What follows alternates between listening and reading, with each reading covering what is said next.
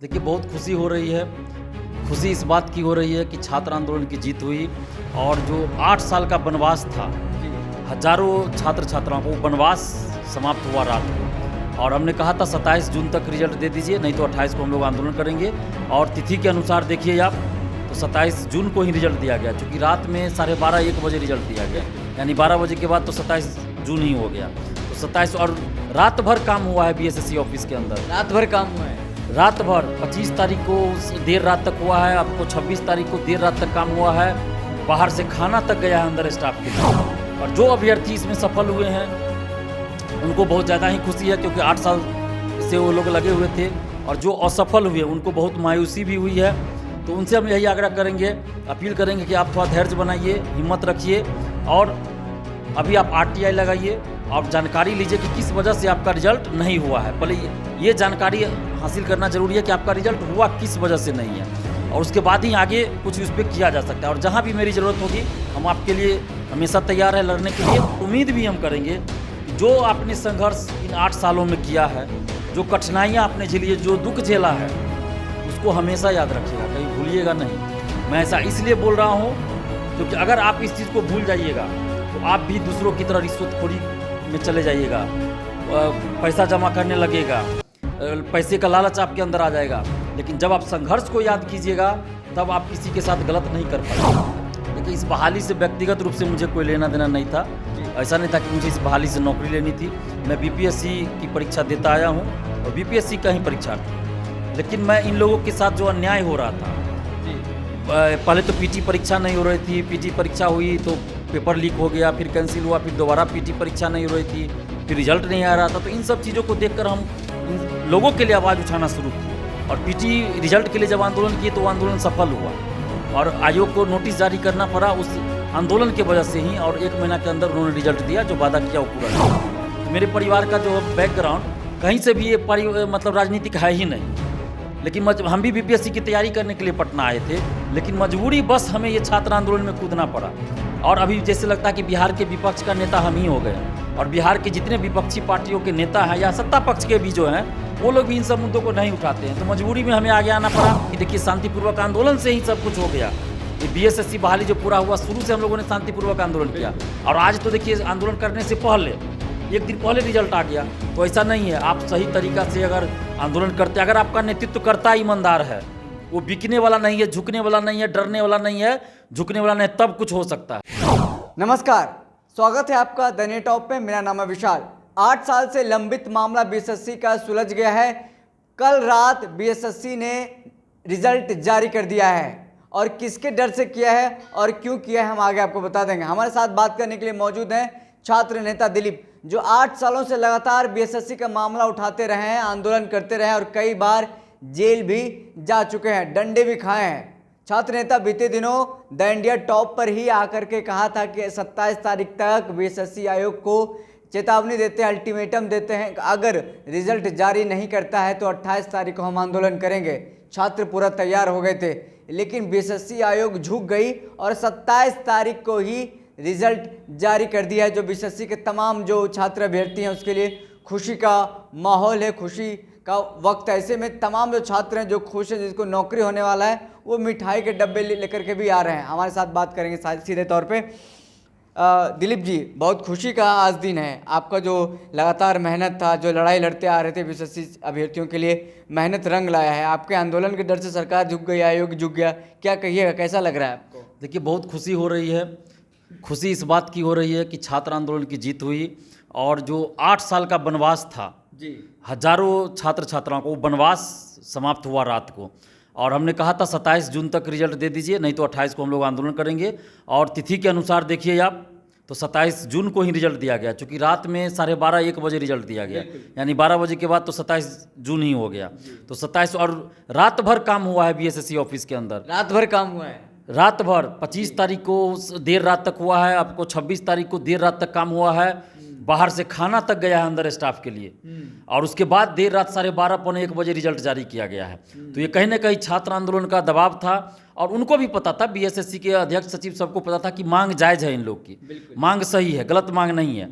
तो इसलिए उन लोगों ने भी तत्परता दिखाई और रिजल्ट जारी कर, इसके लिए हम धन्यवाद भी देते हैं उन लोगों को, सचिव को, अध्यक्ष जी को भी, कि चलिए आपने कम से कम छात्र आंदोलन के चलते ही सही लेकिन रिजल्ट घोषित कर दिया और 8 साल का वनवास अब खत्म हुआ। और जो अभ्यर्थी इसमें सफल हुए हैं उनको बहुत ज़्यादा ही खुशी है, क्योंकि 8 साल से वो लोग लगे हुए थे। और जो असफल हुए उनको बहुत मायूसी भी हुई है। तो उनसे हम यही आग्रह करेंगे, अपील करेंगे कि आप थोड़ा धैर्य बनाइए, हिम्मत रखिए और अभी आप आरटीआई लगाइए और जानकारी लीजिए कि किस वजह से आपका रिजल्ट नहीं हुआ है। पहले ये जानकारी हासिल करना जरूरी है कि आपका रिजल्ट हुआ किस वजह से नहीं है, और उसके बाद ही आगे कुछ उस पर किया जा सकता है। और जहाँ भी मेरी ज़रूरत होगी हम आपके लिए हमेशा तैयार है लड़ने के लिए। और जो लोग सफल हुए हैं उनको बहुत बहुत बधाई, और उनसे ये अपील भी करेंगे और उम्मीद भी हम करेंगे कि जो आपने संघर्ष इन 8 सालों में किया है, जो कठिनाइयाँ आपने झेली है, जो दुख झेला है, उसको हमेशा याद रखिएगा, कहीं भूलिएगा नहीं। मैं ऐसा इसलिए बोल रहा हूँ क्योंकि अगर आप इस चीज़ को भूल जाइएगा तो आप भी दूसरों की तरह रिश्वतखोरी में चले जाइएगा, पैसा जमा करने लगेगा, पैसे का लालच आपके अंदर आ जाएगा। लेकिन जब आप संघर्ष को याद कीजिएगा तब आप किसी के साथ गलत नहीं कर पाइएगा, क्योंकि आपके साथ इतना जो गलत हुआ है तो आप किसी के साथ गलत नहीं कीजिएगा बल्कि न्याय कीजिएगा।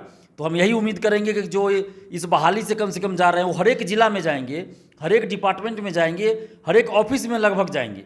तो आप लोग जो भी सरकार की योजना हो उसको सही से क्रियान्वित कीजिए, जिस योजना का लाभ जिन लोगों तक पहुंचना चाहिए उन लोगों तक पहुंचाइए और अपनी क्षमता के अनुसार काम कीजिए, अपनी क्षमता को वहाँ दिखाइए और सही से काम कीजिए, ईमानदारी से काम कीजिए।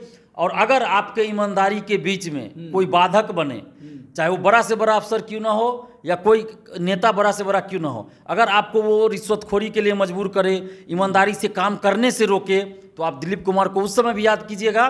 दिलीप कुमार आपके लिए वहाँ आकर लड़ने के लिए तैयार रहेगा। हम किसी बड़े नेता या बड़े मंत्री या बड़े अफसर से नहीं डरते हैं। बीपीएससी पेपर लीक को हमने उजागर किया, आप लोग भी जानते हैं, और एग्जाम कैंसिल हुआ, जांच अभी चल रही है, 15 लोग अरेस्ट हुए।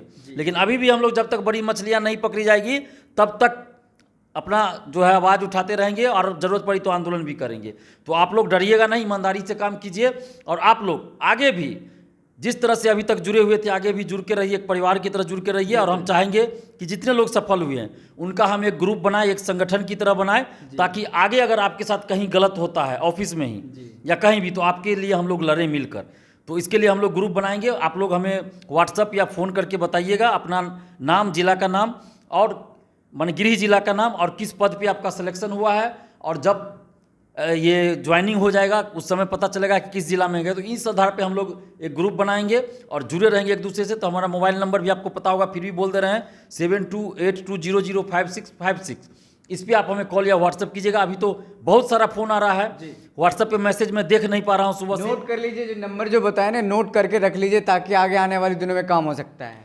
और बहुत सारे लोग अभी फ़ोन भी किए हैं सुबह से, रात से ही कर रहे हैं, लेकिन हम रिसीव बहुत का नहीं कर पाए। बहुत लोग का किए भी हैं, बहुत का रिसीव नहीं कर पाए हैं, लेकिन हम बारी बारी से कॉल बैक सबको कर रहे हैं और करेंगे भी। तो थोड़ा धैर्य भी रखिएगा और आगे भी हम लोग मिलकर रहेंगे और बिहार को एक नई दिशा देना है, बिहार को विकास की ओर ले जाना है।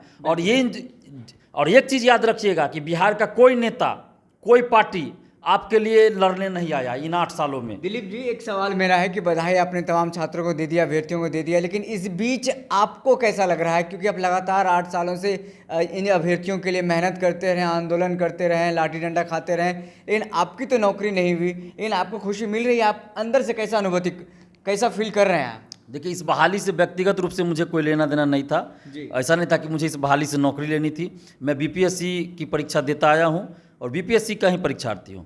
लेकिन मैं इन लोगों के साथ जो अन्याय हो रहा था पहले तो पीटी परीक्षा नहीं हो रही थी, पीटी परीक्षा हुई तो पेपर लीक हो गया, फिर कैंसिल हुआ, फिर दोबारा पीटी परीक्षा नहीं हो रही थी, फिर रिजल्ट नहीं आ रहा था। तो इन सब चीज़ों को देखकर हम इन लोगों के लिए आवाज़ उठाना शुरू किए और पीटी रिजल्ट के लिए जब आंदोलन किए तो वो आंदोलन सफल हुआ और आयोग को नोटिस जारी करना पड़ा उस आंदोलन के वजह से ही। और 1 महीना के अंदर उन्होंने रिजल्ट दिया, जो वादा किया वो पूरा किया। तो इसके बाद लगातार छात्रों की भी उम्मीद हमसे बढ़ गई और विश्वास जग गया। और उसके बाद देख रहे थे कि फिर बीएसएससी सो जा रही थी, तो फिर आंदोलन करना पड़े, छात्र फ़ोन पे फ़ोन करने लगते थे, तो फिर हम आंदोलन करते थे, जब आंदोलन किए तो फिर कुछ आगे होता था। तो इस वजह से हमें करना पड़ा, और बिहार का कोई नेता, कोई पार्टी इन मुद्दों को लेकर आगे नहीं आया, ना ही उठाया, तो इस वजह से हमें आना पड़ा। यानी बिहार के विपक्ष के नेताओं को जो काम करना चाहिए वो दिलीप कुमार को करना पड़ रहा है। यानी कि ऐसा लग रहा है कि दिलीप कुमार ही बिहार में विपक्ष का नेता बन गया है। हमें कोई शौक नहीं था ये सब करने का ना। हमारे परिवार का बैकग्राउंड आप देखिए तो कोई राजनीतिक बैकग्राउंड नहीं है। मेरे पिताजी क्लर्क थे, रिटायर कर चुके हैं, रिटायर्ड क्लर्क हैं। तो मेरे परिवार का जो बैकग्राउंड कहीं से भी ये मतलब राजनीतिक है ही नहीं। लेकिन हम भी बीपीएससी की तैयारी करने के लिए पटना आए थे, लेकिन मजबूरी बस हमें ये छात्र आंदोलन में कूदना पड़ा। और अभी जैसे लगता है कि बिहार के विपक्ष का नेता हम ही हो गए, और बिहार के जितने विपक्षी पार्टियों के नेता हैं या सत्ता पक्ष के भी जो हैं वो लोग भी इन सब मुद्दों को नहीं उठाते हैं। तो मजबूरी में हमें आगे आना पड़ा, और छात्रों का जो विश्वास हमारे ऊपर आ गया, तो अब उस विश्वास को हम कैसे तोड़ दें और कैसे हम इस फील्ड से अब हट जाएं। आंदोलन आप करते रहे, लाठी डंडा आप खाते रहे, कई विधायक बीच में आए, फोटो खिंचा करके चले गए, श्रेय लेने की कोशिश बार बार कर रहे थे, लेकिन इस बीच आप फिर डटे रहे, लगातार छात्रों के लिए हित की बात करते रहे। फिर भी आज 8 सालों बाद, लंबा समय के बाद जीत हासिल हुई। कहाँ गलती हुई थी छात्रों से, या फिर कहाँ गलती हुई थी आयोग से? रातों रात आपने बताया कि बाहर से खाना गया, रातों रात काम हुआ, इससे पहले भी तो काम हो सकता था। देखिए पहले भी हो सकता था, लेकिन ये लोग सो जाते हैं। लेकिन जब आंदोलन का हमने आगाज़ किया, आह्वान किया, तो इन लोगों को लग गया कि अगर हम रिजल्ट नहीं देते तो 28 जून को ज़बरदस्त आंदोलन होगा और सारे मीडिया में चलेगा ये खबर। उसके बाद इनकी किरकिरी होगी कि 8 साल से भाई एक बहाली पूरा नहीं हो रहा है, तो इनकी तो मीडिया भी इनका क्लास लेना शुरू कर देगी। तो इस वजह से इनको लग गया कि सरकार का या विपक्ष का प्रेशर कहीं पड़ जाए या बाहरी पार्टी का प्रेशर पड़ जाए, जो भी हो, इनको लगा कि सरकार और आयोग दोनों की किरकिरी होगी। और 8 साल में एक बहाली को पूरा नहीं करना एक बहुत बड़ा अपराध होता है, और हमने इस चीज़ को बराबर कहा। हर विश्व का सबसे लंबा आयोग बन गया जो कि इतना लेट लतीफी लगा रहा है बहाली प्रक्रिया पूरी करने में। बिल्कुल, इसका तो नाम जो है एकदम ऐतिहासिक हो जाएगा कि 8 साल में एक बहाली को पूरा किया इन लोगों ने। और ये भी एक रिकॉर्ड बन गया इसके साथ कि आंदोलन के बाद ही कुछ कर पाई। आंदोलन के डर से इन्होंने, बस आंदोलन के डर से हर कदम उठाना पड़ा इनको। तो ये छात्रों की एकता, एकजुटता का भी परिणाम है। उनकी जो छात्रों ने एकजुटता दिखाई उसका परिणाम हुआ, उनकी एकता के चलते भी ये सब संभव हुआ। और कहीं ना कहीं ये छात्र आंदोलन की बहुत बड़ी जीत है। जो लोग कहते हैं कि शांतिपूर्वक आंदोलन से नहीं कुछ हो सकता है, तो उनको भी एक जवाब है कि देखिए शांतिपूर्वक आंदोलन से ही सब कुछ हो गया। ये बीएसएससी बहाली जो पूरा हुआ, शुरू से हम लोगों ने शांतिपूर्वक आंदोलन किया, और आज तो देखिए आंदोलन करने से पहले एक दिन पहले रिजल्ट आ गया। तो ऐसा नहीं है, आप सही तरीका से अगर आंदोलन करते, अगर आपका नेतृत्व करता ईमानदार है, वो बिकने वाला नहीं है, झुकने वाला नहीं है, डरने वाला नहीं है, झुकने वाला नहीं है, तब कुछ हो सकता है।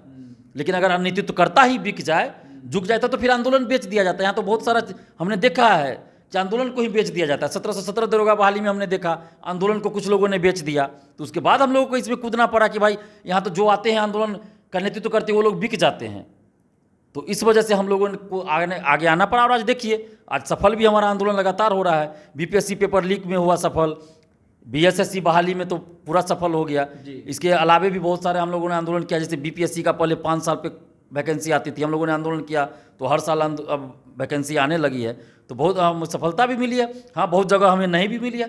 तो आंदोलन का ये मतलब नहीं होता कि आप अगर 50 आंदोलन कीजिएगा तो 50वां आंदोलन आपका सफल ही हो जाए, ऐसा नहीं होता है। चरणबद्ध तरीके से आंदोलन होता है जिसका परिणाम आगे देखने को मिलता है। दरोगा बहाली में हम लोगों ने आंदोलन किया पेपर लीक के खिलाफ, सीबीआई जांच की मांग को लेकर। उसमें हम सीबीआई जांच नहीं करवा पाए, कोई जांच भी नहीं हुई, लेकिन उसका असर आगे हुआ कि बीपीएससी में पेपर लीक हुआ तो देखिए जांच तुरंत हो गया, कोई आंदोलन भी नहीं करना पड़ा और पकड़े भी गए हैं लोग। तो ये होता है आंदोलन का, बहुत सारा आंदोलन ऐसा होता है जिसका कि तात्कालिक परिणाम, आपको तुरंत परिणाम निकल जाएगा, तुरंत त्वरित। कुछ ऐसा होता है जिसका कि दूरगामी प्रभाव पड़ता है। तो इसलिए आंदोलन शांतिपूर्वक ही हो, लोकतांत्रिक तरीके से, तो आंदोलन मजबूत होता है, टिकाऊ होता है और अच्छा परिणाम देने वाला होता है। इसलिए मैं सभी लोगों से भी अपील करूंगा कि जब भी आप किसी सही मुद्दे को लेकर आप आंदोलन करते हैं तो लोकतांत्रिक तरीके से शांतिपूर्वक आंदोलन कीजिए और देखिए, और आपका नेतृत्व करता सही होना चाहिए, ईमानदार होना चाहिए, सफलता जरूर मिलेगी।